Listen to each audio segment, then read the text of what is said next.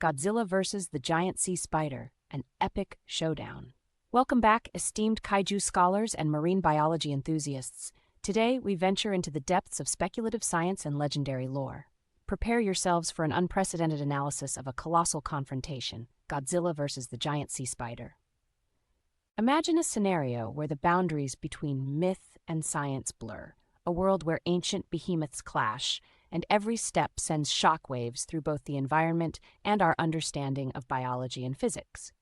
This isn't just a theoretical battle, it's a synthesis of advanced scientific concepts and creative exploration.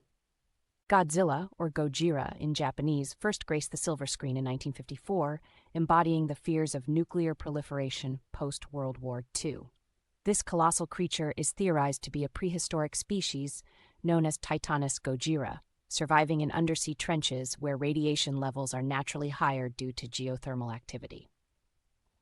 Standing at approximately 120 meters, 394 feet tall, and weighing an estimated 100,000 metric tons, Godzilla's existence challenges our understanding of biomechanics and gravitational constraints on massive organisms. At the core of Godzilla's abilities is his internal nuclear reactor. Unlike any known biological process, he appears to harness nuclear fission or fusion on a cellular level. This process might involve specialized organelles, dubbed nucleosynthesomes, facilitating controlled nuclear reactions.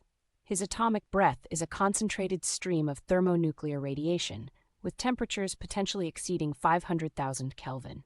Emitting this beam requires bioaccumulation of radioactive isotopes and precise control over energy release, a topic that sits at the intersection of nuclear physics and biochemistry. Godzilla's dermal layers are composed of a high-density, radiation-hardened epidermis, possibly incorporating elements like uranium or thorium into his biochemistry. His regenerative healing factor suggests a form of induced pluripotency, enabling cells to differentiate rapidly, a process that could unlock secrets in regenerative medicine. Throughout his history, Godzilla has encountered adversaries such as King Ghidorah, a creature whose extraterrestrial origins introduce anti-gravity manipulation and energy absorption abilities. Analyses of these interactions provide insight into hypothetical physics, including gravity beams and zero-point energy utilization. Alliances with creatures like Mothra, symbolizing guardian deities, open discussions on symbiotic relationships and mutualism in megafauna. These dynamics are gateways to exploring advanced ecological and evolutionary theories. The Pycnogonida, or sea spiders, are marine arthropods with unique morphological features, such as greatly reduced bodies and extended limbs. While extant species are small, the concept of a giant sea spider isn't without precedent in paleontology. The Cambrian period hosted anomalocaridids, large predatory arthropods. Maritime lore, from the Scandinavian kraken to the Japanese umebozu, often includes monstrous sea creatures. These myths could be interpreted as cultural memories of real, yet unrecognized marine phenomena. Scaling a sea spider to a leg span of 300 meters, 984 feet, requires overcoming the limitations imposed by the square-cube law. This creature would need a revolutionary support structure. Hypothetically, its exoskeleton could be composed of a chitin protein complex reinforced with graphene-like carbon allotropes, providing exceptional strength-to-weight ratios. Its respiratory system would necessitate active ventilation mechanisms, perhaps utilizing book lungs analogous to those of terrestrial arachnids, but adapted for efficient gas exchange under high-pressure conditions.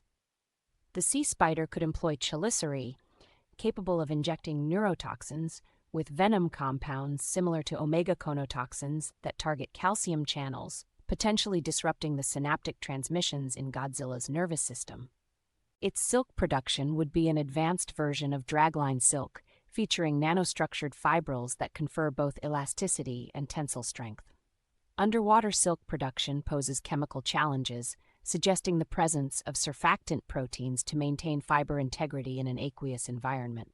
One plausible origin involves exposure to mutagenic compounds from deep-sea hydrothermal vents, known for their rich chemical diversity, including heavy metals and radioactive isotopes. Horizontal gene transfer facilitated by extremophile microorganisms in these regions could introduce novel genetic material, driving rapid evolution. Alternatively, the creature could be a Lazarus taxon, an organism that reappears after a period of apparent extinction, surfacing due to changes in oceanic currents and temperatures linked to global climate shifts. This raises questions about undiscovered life forms in that alpelagic zone. Marine researchers observe a series of perturbations, anomalous temperature gradients, unexplained electromagnetic emissions, and sudden drops in deep-sea pressure readings. Autonomous sensor arrays record massive silhouettes moving at depths exceeding 10,000 meters.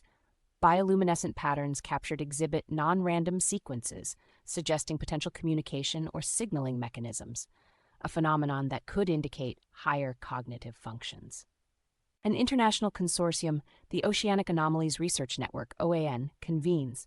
Experts in marine biology, geophysics, and cybernetics analyze the data. Simulations run on supercomputers model the creature's potential impact, revealing catastrophic scenarios for coastal infrastructures. Military strategists debate responses, considering technologies like the Kaiju Prevention System, KPS, integrating railgun platforms, maser cannons, and advanced AI-driven targeting systems. Ethical considerations arise around the deployment of nuclear options, weighing environmental fallout against existential threats. Philosophers and ethicists engage in discourse on humanity's role. Are we guardians, aggressors, or passive observers in the face of such colossal natural phenomena? The collision course becomes inevitable as the sea spider advances toward the Japanese archipelago, disrupting marine ecosystems along its path. Godzilla, attuned to Earth's biosignatures through bioelectric sensory organs, perceives the imbalance. Satellite imagery and quantum radar systems track their movements, providing real-time data. The impending clash near the Izu-Bonin-Mariana Arc brings seismic implications, considering the tectonic activity in the region. The initial engagement is a masterpiece of biomechanics and marine physics. The sea spider leverages Bernoulli's principle, using hydrodynamic limb movements to generate lift and maneuverability. Godzilla's sheer mass requires him to manipulate buoyancy forces, possibly through internal gas bladders or by altering his density via thermoregulatory processes. Water displacement from their movements generates waves exceeding 50 meters in height, with energy equivalents rivaling moderate tsunamis. Coastal sensors record unprecedented readings, prompting immediate evacuations. The sea spider ensnares Godzilla using its silk, the fibers exhibiting Young's modulus values in the terapascal range. This material outperforms any known natural or synthetic fiber, prompting materials scientists to theorize about its molecular structure and potential applications. Godzilla responds by emitting neutron radiation bursts, a plausible ability if he can manipulate nuclear particles. This introduces neutron activation analysis as a potential weapon, transmuting elements within the silk and weakening its integrity. The interplay between their abilities demonstrates principles of nuclear chemistry and materials science at extreme scales.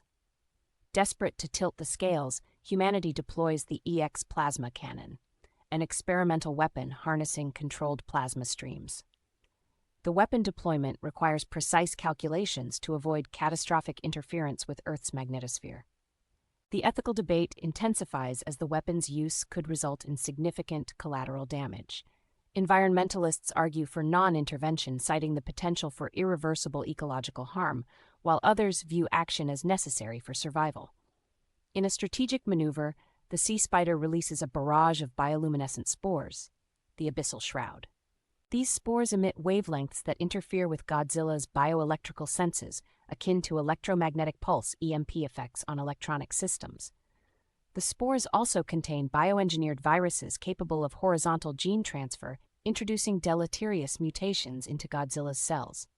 This level of biological warfare introduces complex virology and genetic engineering concepts. Facing systemic failure, Godzilla initiates a defense mechanism theorized as evolutionary hypermutation. By accelerating his genetic mutation rate, he adapts in real time, a process reminiscent of somatic hypermutation in immune cells, but on a macroscopic scale. This adaptation allows him to neutralize the viral threat and restore his systems. The process prompts discussions on the limits of genetic plasticity and the potential applications in combating diseases. Their battle triggers harmonic oscillations within the Earth's crust, leading to induced seismicity. Seismologists observe patterns akin to harmonic tremors preceding volcanic eruptions. The creature's energies affect the ionosphere, disrupting communication satellites and GPS systems. The interaction between biological entities and geophysical processes highlights the interconnectedness of Earth's systems, providing a macro-scale demonstration of Gaia theory principles. In a last-ditch effort, Godzilla harnesses planetary energy lines, ley lines as theorized in geospatial studies, to amplify his power. This planetary energy siphon suggests a metaphysical connection, bridging fringe theories with quantum field concepts. The sea spider, tapping into similar energies, prepares for a mutual annihilation move. The resulting collision manifests as a zero-point flash, an explosion releasing energy on the order of 10 to 18 joules, comparable to a significant meteor impact. This event provides a platform to discuss zero-point energy and its hypothetical harnessing. The immediate area is irrevocably altered. A caldera forms, filling with seawater to create a new ecosystem. Radiation levels are paradoxically balanced, with certain isotopes neutralized through the creature's energy emissions. Biologists observe rapid speciation events, suggesting an accelerated evolutionary process. Quantum anomalies are detected, localized fluctuations in the fabric of spacetime, prompting investigations by physicists into potential temporal distortions. The scientific community is left grappling with the data, terabytes of information challenging existing models. Philosophers contemplate the implications of beings capable of manipulating fundamental forces.